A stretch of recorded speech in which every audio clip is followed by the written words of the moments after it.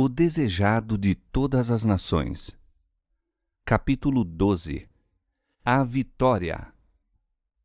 Então o diabo o transportou à cidade santa e colocou-o sobre o pináculo do templo e disse-lhe: Se tu és o Filho de Deus, lança-te daqui abaixo, porque está escrito que aos seus anjos dará ordem a teu respeito e tomar-te-ão nas mãos para que nunca tropeces em alguma pedra. Julga Satanás haver agora enfrentado Jesus mesmo em seu terreno.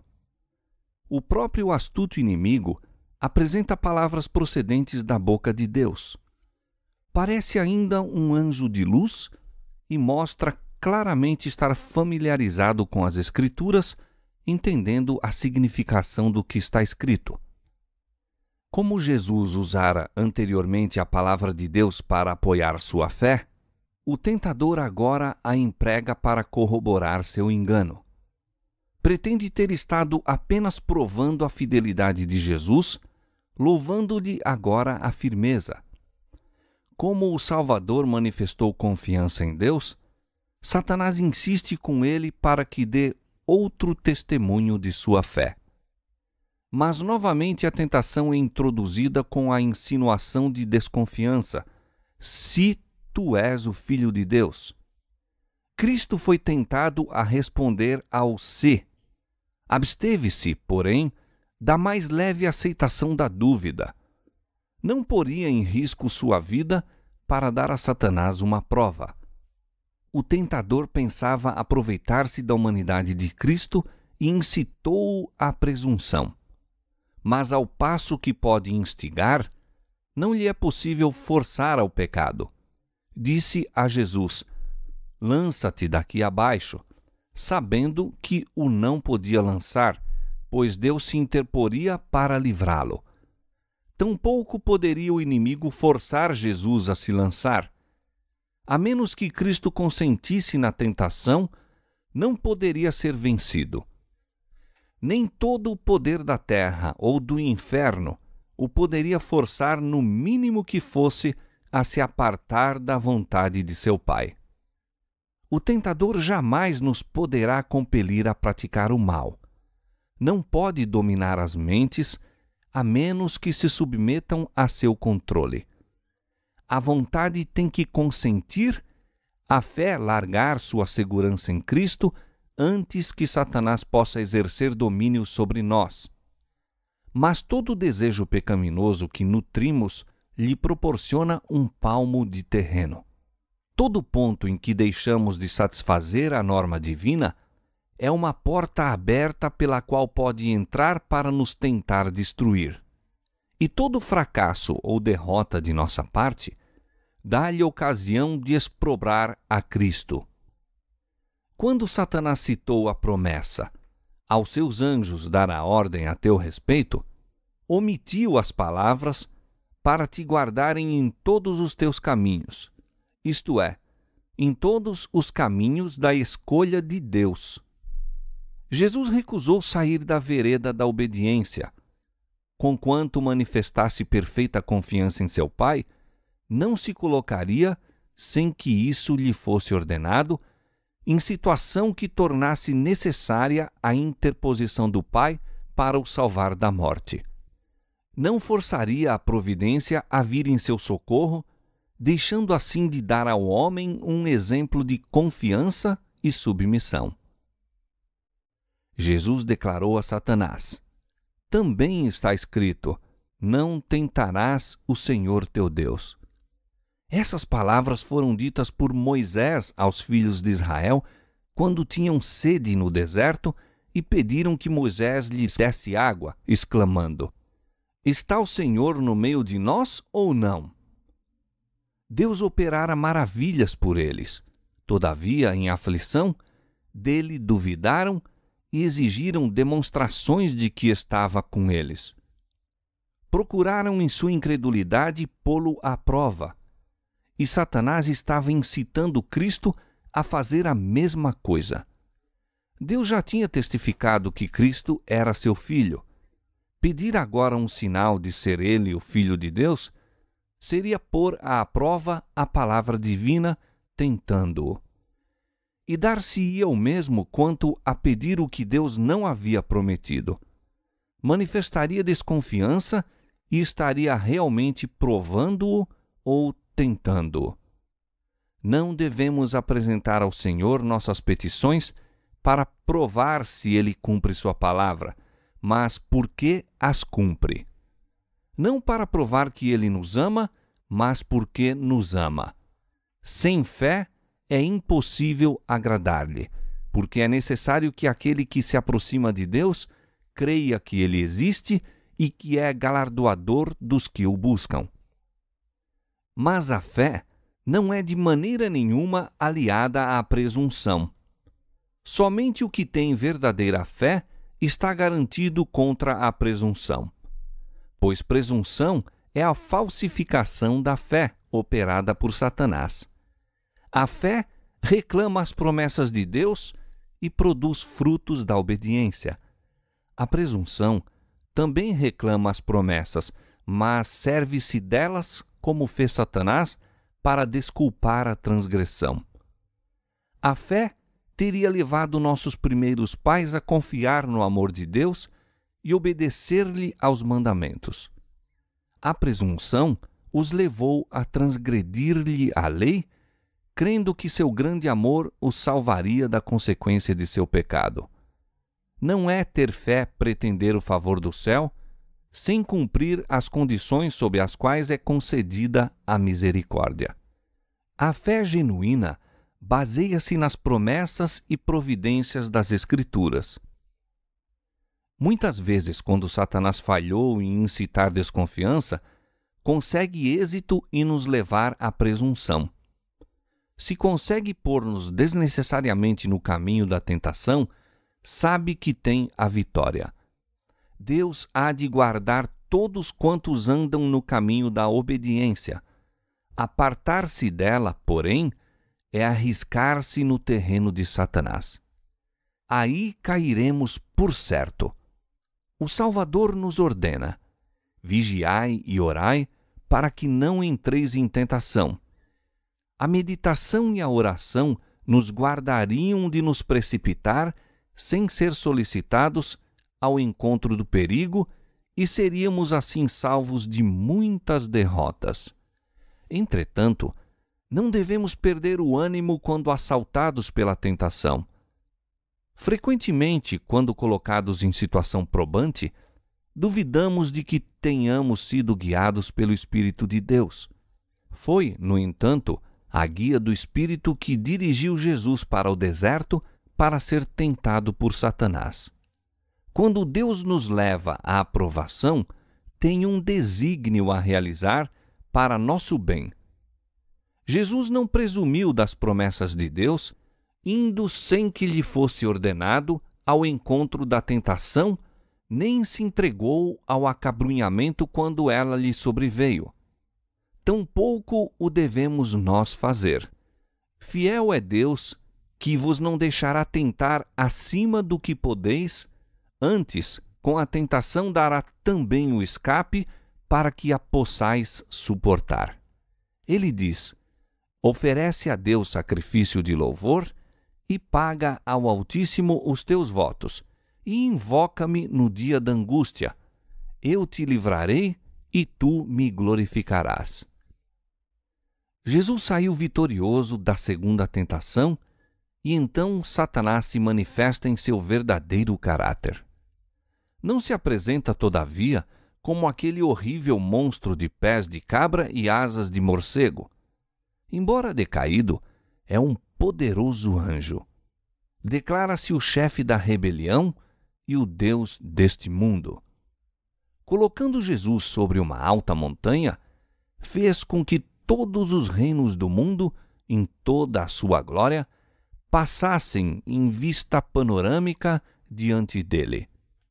A luz do sol projeta-se sobre cidades cheias de templos, palácios de mármore, campos férteis e vinhas carregadas de frutos.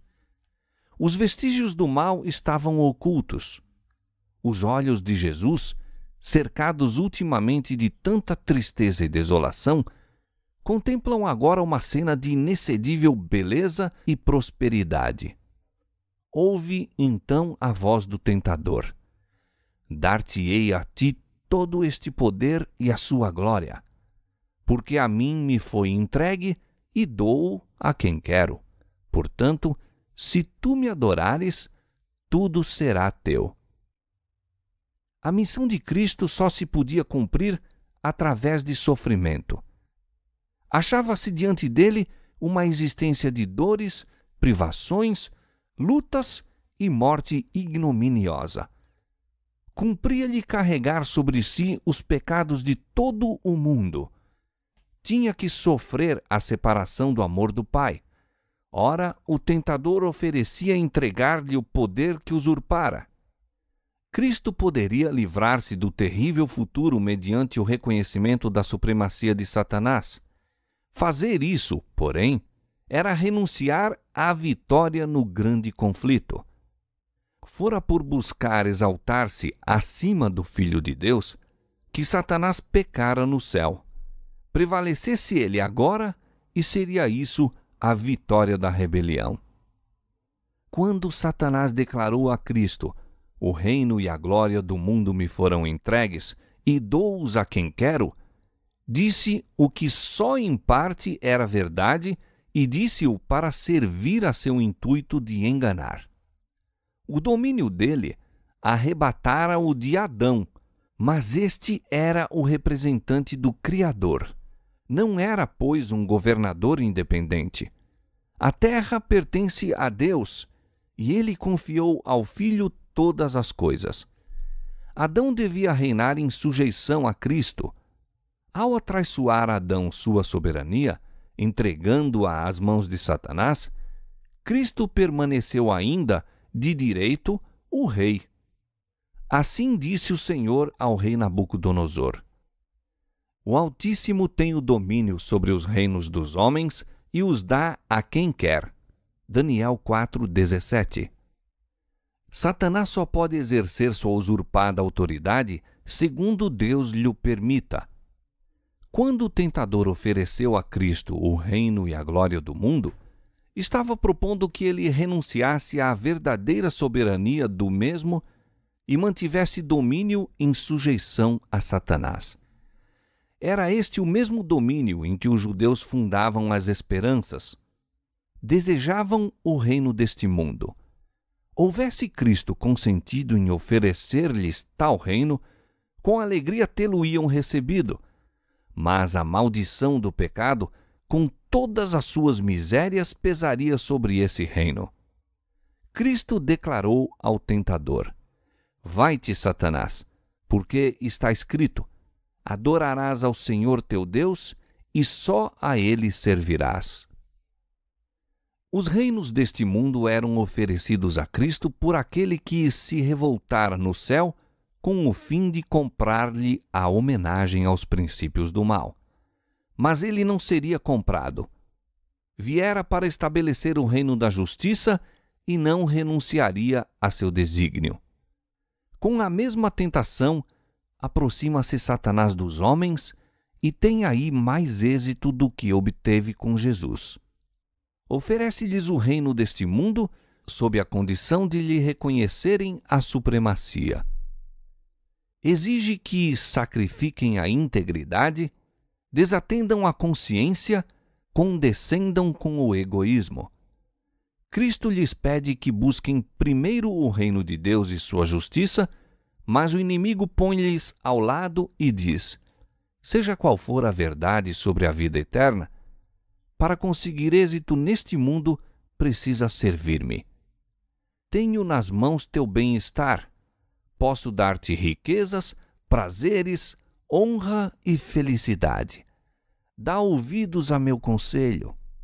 Não te deixes levar por extravagantes ideias de honestidade ou abnegação. Prepararei o caminho adiante de ti. Assim são enganadas multidões. Consentem em viver para o serviço do próprio eu e Satanás fica satisfeito. Enquanto o seduz com a esperança do domínio do mundo, ganha-lhes domínio sobre a alma. oferece aquilo que não lhe pertence conceder e que há de ser em breve dele arrebatado. Despoja-os, entretanto, fraudulosamente de seu título à herança de filhos de Deus. Satanás pôs em dúvida a filiação divina de Cristo. Na maneira por que foi sumariamente despedido, teve a irrefutável prova. A divindade irradiou através da humanidade sofredora. Satanás foi impotente para resistir à ordem. Torcendo-se de humilhação e raiva, foi forçado a retirar-se da presença do Redentor do mundo. A vitória de Cristo fora tão completa como o tinha sido o fracasso de Adão. Assim podemos resistir à tentação e forçar Satanás a retirar-se de nós. Jesus obteve a vitória por meio da submissão e fé em Deus e diz-nos mediante o apóstolo: Sujeitai-vos, pois, a Deus, resisti ao diabo e ele fugirá de vós. Chegai-vos a Deus e ele se chegará a vós. Tiago capítulo 4, versos 7 e 8. Não nos podemos salvar do poder do tentador. Ele venceu a humanidade e quando tentamos resistir em nossa própria força, tornamo-nos presa de seus ardis. Mas torre forte é o nome do Senhor. Para ela correrá o justo e estará em alto retiro. Provérbios 18, 10.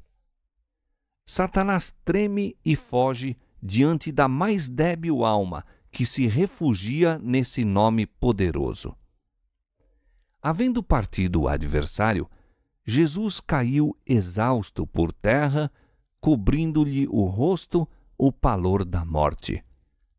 Os anjos do céu haviam testemunhado o conflito, contemplando seu amado capitão, enquanto passava por inexprimíveis sofrimentos para nos abrir a nós um meio de escape. Resistira à prova maior do que jamais seremos chamados a suportar. Os anjos serviram então ao Filho de Deus, enquanto jazia como moribundo. Foi fortalecido com alimento, confortado com a mensagem do amor do Pai e com a certeza de que todo o céu triunfara com sua vitória. Reanimado, seu grande coração dilatou-se em simpatia para com o homem e saiu para completar a obra que iniciara. Para não descansar enquanto o inimigo não estivesse vencido e nossa caída raça redimida. Jamais poderá o preço de nossa redenção ser avaliado enquanto os remidos não estiverem com o Redentor ante o trono de Deus. Então, ao irromperem as glórias do lar eterno em nossos arrebatados sentidos, lembrar-nos-emos de que Jesus abandonou tudo isso por nós, que ele não somente se tornou um exilado das cortes celestiais, mas enfrentou por nós o risco da derrota e eterna perdição. Então, lançar-lhe-emos aos pés nossas coroas, erguendo o cântico: Digno é o Cordeiro, que foi morto, de receber o poder e riquezas e sabedoria e força e honra e glória e ações de graças. Apocalipse 5:12.